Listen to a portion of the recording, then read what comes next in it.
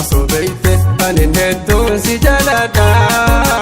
Wayita si yaadadhu bishaantu na hudha. Ati taanaa maaf hin beeyne eenyuttiin si himadha. Nama raachuun oltu booddee jaalatite duuba kamiiniif godha.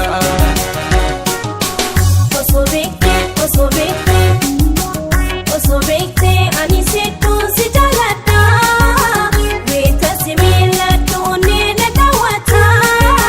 Sitti machuu yoo sodaadhe naaf hin beekne mana jetta.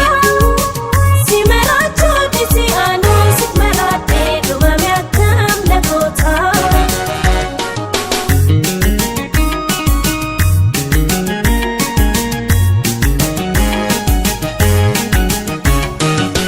Bareeddittiin tala Oromoo daraartuutti yayyaa urgaa.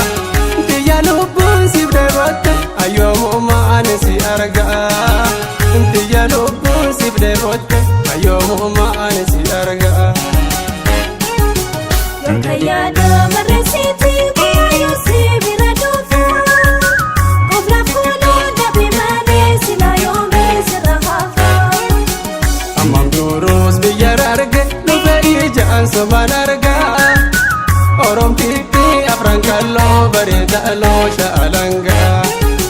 Shawadaqnoo walakkarraan dambii dolloo si tunaafree. Ofiisi jaaladha jetta tatanteetii tanan beeknee. Ofiisi jaaladha jetta tatanteetii tanan beeknee. Nan jaaladhu osoo beeke ofii aaree silleen aarsuu. Osoon si jaalachuu baadhee sila kanatti sin faarsuu. Sodaa waraana okooree maaliif jabdaa naaf hubachuu. Daranii naaf si jaaladha jaalallee kee yaayamichuu.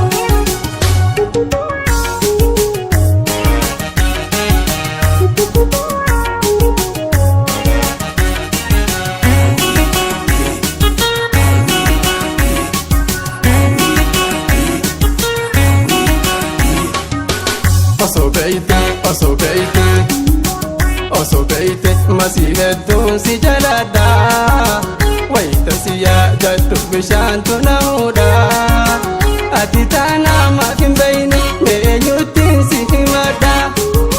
Nama raachuun oltu booddee jaalatite duuba kamiiniif godha.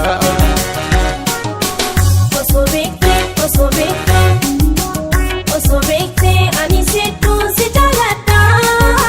Weeta si miiladhuun na daawwata. Sitti machuu yoo sodaadhe naaf hin beekne mana jetta.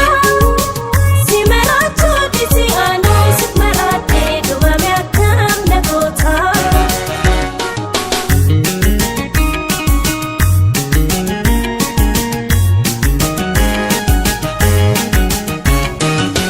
Baaleedhaayinaan jindiriirraan beeltoodhaa goona tun hafne. Ofiisi jaaladha jetta tatanteetii tanan beeyne. Ofiisi jaaladha jetta tatanteetii tanan beeyne. Mana dhufnaa na gaddabdu yookiin mootuu na mergaddu. Hayyoo fuudhuu dandiisaanii hamma dandeessu dhogadhu. Osoo biraarsinu jiru dhandeertuu maaf obaafannaa. Erga naafsi wal jaalannee namarraa maaliif dhokannaa. Anillee kaasi jaaladha erga ati isaanaaf taate. Si qofaa miit kan jaalate anis lubbuu narraa baate. Si qofaa miit kan jaalate anis lubbuu narraa baate.